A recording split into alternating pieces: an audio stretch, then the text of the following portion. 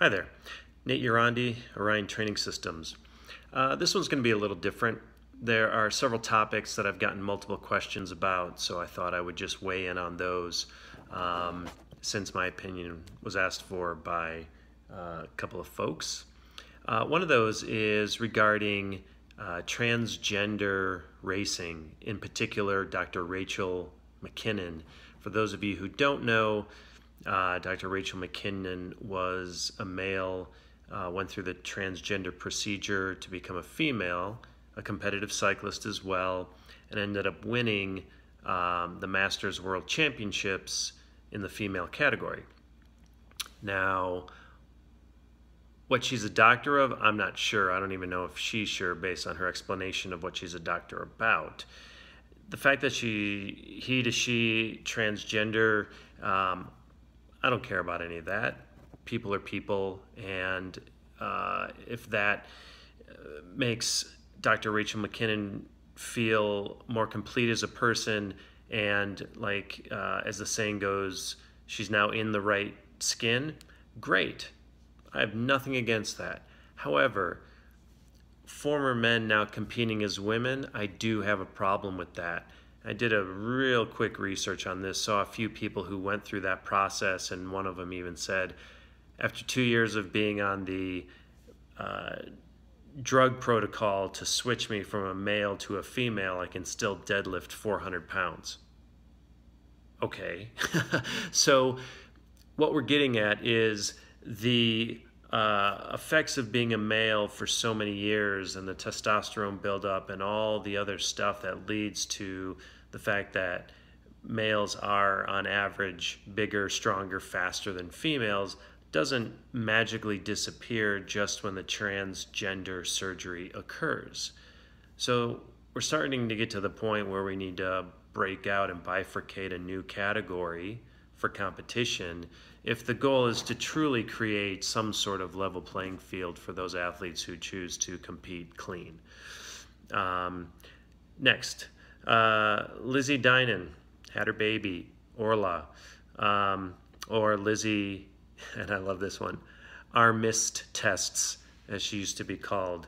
You know, she said in her bio that she would never race again after having kids, yet here she is now talking about getting back in the saddle and racing again for Trek Factory Racing. I also find it interesting that in that interview where she stated this, it was William Fotheringham, who also ghost wrote her biography, who failed to ask about, talk about, mention the 3 missed tests within 12 months and the shit show that turned out to be. So in any case, she's an athlete I really don't care about. She's hypocritical, especially as an athlete. The 3 missed tests, super shady. Don't buy the reasons for anything other than she would have been popped and she knew it. So when she rides off into the sunset, the sooner the better. Next, Quick Step. Record number of wins this year. Let's be clear. They knew they were going to have sponsorship issues long before they communicated that out to us. So they knew this had to be a watershed year in terms of results. So the best year ever, it's not due to some sort of pep talk or some sort of wolf pack mentality. It's absolutely that these guys upped their gear in order to secure team financial viability heading into next year and beyond. Lastly, Bob Stapleton taking over as interim USAC, USA Cycling CEO, because Derek Bouchard-Hall resigns after a little over 3 years in the position. Now, I don't know Bouchard-Hall, but what I understand is that he is very staunch anti-doping and always has been. If so, good for him. And I think he probably, he took over when the previous CEO, it came out that the previous CEO, his name is escaping me right now, but knew about doping across the U.S. pro peloton and did nothing about it. which is why Bouchard Hall was brought in. I think it was more as a PR stunt than anything else. But what this tells me, and I certainly am not in the know, is that Bouchard Hall got frustrated with his inability to really affect change towards true clean cycling. What do I think about Stapleton coming back in? Well, oh God, where do I start? I didn't buy his shit back in the HTC days, the high road days.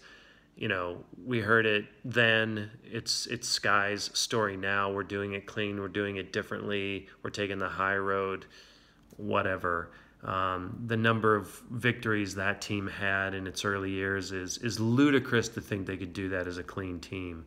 You know, Stapleton is as full of omerta and as dirty as the rest of the team owners.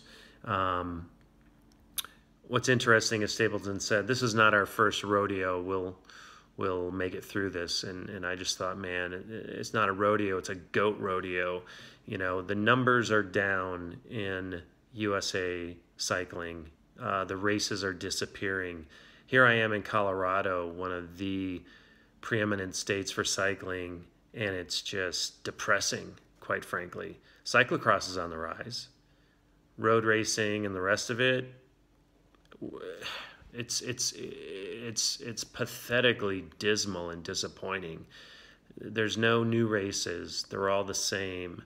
We're starting to get overrun by crits as if we live in the Midwest when we've got beautiful countryside and mountains that we could be riding through. Instead, it's one crit after the other. It's really just depressing, as I said. And people, you know, the numbers are down because people are getting fatigued, you know, with the sports hypocrisy, and they see through it. And they're not going to compete in something where they can't believe in the sport, they can't believe in their heroes, and they can't believe in the leadership. If all of that is just a bunch of horseshit, what do you think's going to happen? So, in any case, those are the 4 things I was asked my opinion on. Those are my opinions. Take it or leave it. As always, leave your questions and comments below, and happy training.